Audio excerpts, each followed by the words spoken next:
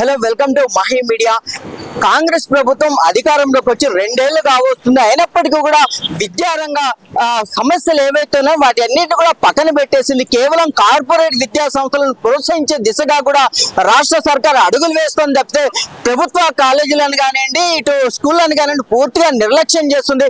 విద్యా హక్కు చట్టాన్ని పక్కన పెట్టేసి అమలుకు నోచుకోలేకపోవడం అనేది చాలా విచారించదగ్గం అని చెప్పేసి కూడా ఈ రోజు director of school education department ముందు అయితే PDSU సంఘాలు అయితే ధర్నా చేస్తూ ముట్టడించాయి. మరి వారు ఏం కోరుకుంటున్నారు, విద్యారంగ సమస్యలు ఏంటి, ఇలాంటి తదితర అంశాలను గురించి కూడా తెలుసుకునేటువంటి ప్రయత్నం చేద్దాం.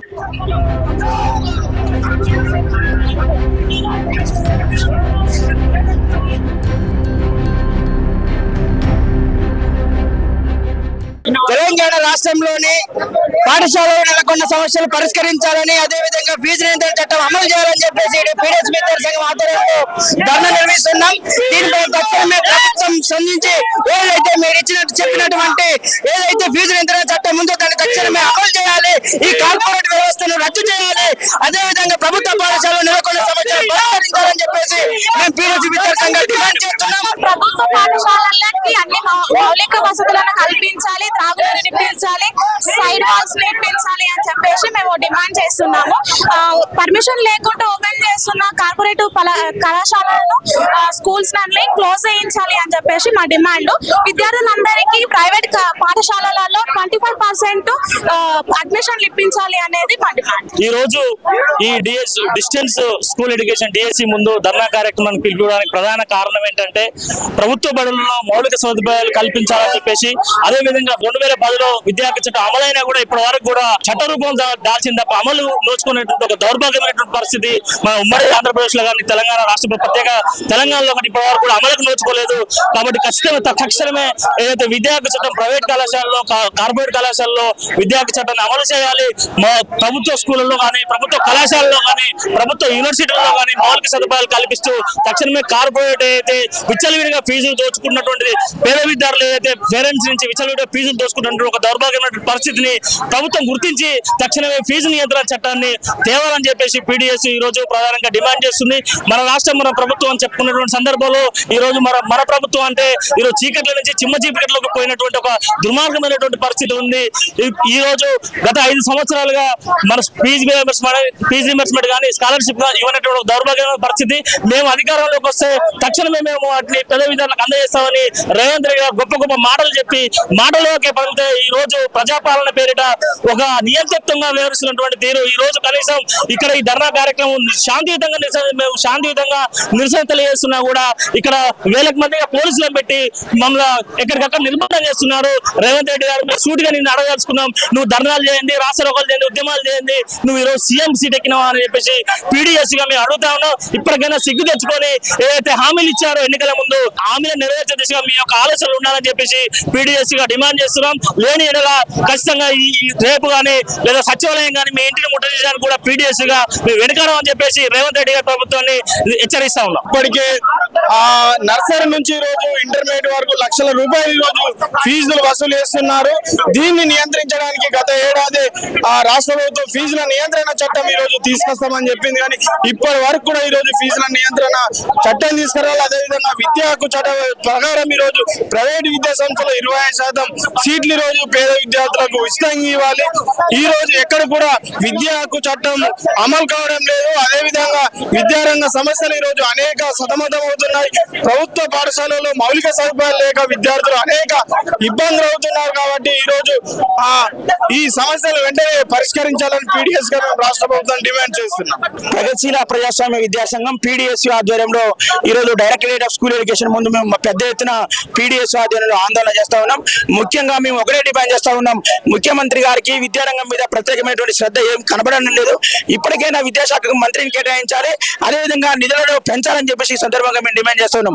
ఒక పక్క అందాల పోటీల పేరుతోనే ఈరోజు 200 కోట్లని 300 కోట్లని ఉట్టి మంచినీళ్ళలాగా ఖర్చు చేసినటువంటి రాష్ట్ర ప్రభుత్వం పేద విద్యార్థులకు ఇవ్వాల్సిన బుక్స్ విషయంలో, పేద విద్యార్థులకు ఇవ్వాల్సిన బట్టల విషయంలో, పేద విద్యార్థులకు ఇవ్వాల్సిన మౌలిక సదుపాయాల విషయంలో శ్రద్ధ కనబడడం లేదు.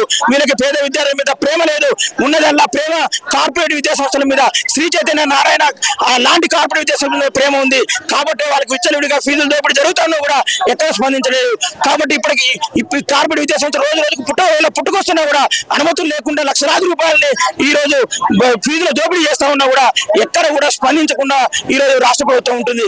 కాబట్టి గత ప్రభుత్వం వదిలిపెట్టిన చెప్పులే ఈ రోజు రేవంత్ రెడ్డి ప్రభుత్వం కూడా వేసుకుని తిరుగుతా ఉంది. కార్పొరేట్ విద్యా సంస్థలు కొమ్ము కాస్తుంది. కాబట్టి మేము ఈ ధర్నా నిర్వహిస్తున్నాం. పెద్ద ఎత్తున ఇప్పటికైనా ముఖ్యమంత్రి గారు స్పందించి ఈ రోజు జరుగుతున్నటువంటి కేబినెట్ మీటింగ్ లో విద్యారంగం మీద చర్చ చేయాలి. ప్రభుత్వ విద్యా సంస్థలకి మౌలిక సదుపాయాలు కల్పించాలని చెప్పేసి మేము డిమాండ్ చేస్తున్నాం. లేని పక్షంలో ఈ కాంగ్రెస్ పార్టీ ప్రజాప్రతినిధులని మంత్రులను కూడా అడ్డుకుంటామని చెప్పేసి ఈ సందర్భంగా మేము హెచ్చరిస్తా ఉన్నాం. పీడిఎస్యు తెలంగాణ రాష్ట్ర కమిటీ పిలుపునిచ్చింది. ప్రధానమైన డిమాండ్స్ ఏమైందంటే ప్రభుత్వ పాఠశాలలు ఏవైతే మూసేసినవో ఆ రీఓపెనింగ్ చేయాలి. తెలంగాణ రాష్ట్ర వ్యాప్తంగా 6,555 స్కూళ్లను మూసేశారు. దాంట్లో విద్యార్థులు లేని సానుకూలతో ఈ రోజు మూసేయడం అంటే అక్కడ ప్రభుత్వ విద్యా సంస్థలు మొత్తం కూడా పక్కదారి పట్టించే కార్పొరేట్ విద్యా సంస్థలు ఏవైతున్నాయో వాటిని బలోపేతం చేయడానికి దీనికి నిదర్శనం అని చెప్పి సందర్భంగా మేము అడుగుతాను. ప్రభుత్వ విద్యా సంస్థల్లో అనేక సమస్యలతో విద్యార్థులు బాత్రూమ్స్ లేక, సరిగ్గా టీచర్స్ లేక, నాటిసింగ్ లేక ఇబ్బంది పడతా ఉంటే, బుక్స్ అందక ఇబ్బంది పడతా ఉంటే ఎందుకు పట్టించుకోవట్లేదు? ప్రజాపాలనలో ప్రశ్నించే హక్కు ఉంటుందన్నావు, స్వేచ్ఛగా ధర్నా తీసుకునే హక్కు ఉంటున్నావు. ఇదేనా మేము ధర్నాలు చేయడానికి వస్తే రాష్ట్ర వ్యాప్తంగా విద్యార్థి సంఘ నాయకులు అరెస్ట్ చేస్తారా? విద్యార్థులు తప్పించాలి మేము చేస్తా ఉంటే అడుగుతా ఉన్నాం. కబద్దా రేవంత్ రెడ్డి ఇప్పటికైనా నువ్వైతే స్కూళ్ళను మూసేసినావో, తెలంగాణ రాష్ట్ర వ్యాప్తంగా 1256 గురుకులను కూడా నువ్వు మూసేసినావు, ఎందుకు మూసేసినావు అని చెప్పే సందర్భంగా మేము అడుగుతా ఉన్నాం.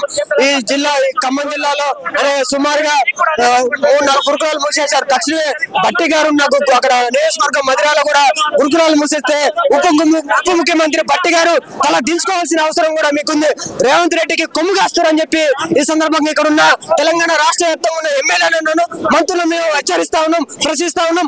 ఇప్పటికైనా రాష్ట్ర వ్యాప్తంగా మేము ఏదైతే డిమాండ్లు పెట్టామో ఆ డిమాండ్లు పరిష్కరించండి. ఈరోజు డిగ్రీ కాలేజీలో విద్యార్థులు చదువుకుంటూ ఉన్నారు. ప్రభుత్వ డిగ్రీ కళాశాల కావచ్చు, లేకపోతే ప్రైవేట్ డిగ్రీ కళాశాలలో విద్యార్థులు ఈరోజు టీసీలో పోతే, సర్టిఫికెట్లో పోతే 30,000 మీరు కడతామే టీసీలు ఇస్తాం మేము అని చెప్పి వాళ్ళు అడుగుతా ఉన్నారు. తక్షణమే ఫీజు రేమెంట్ ఏవైతే పెండింగ్ లో ఉన్నాయో, స్కాలర్షిప్ ఏవైతే పెండింగ్ లో ఉన్నాయో తక్షణమే వాటిని విడుదల చేయాలని చెప్పి ఈ సందర్భంగా వారిని హెచ్చరిస్తాను.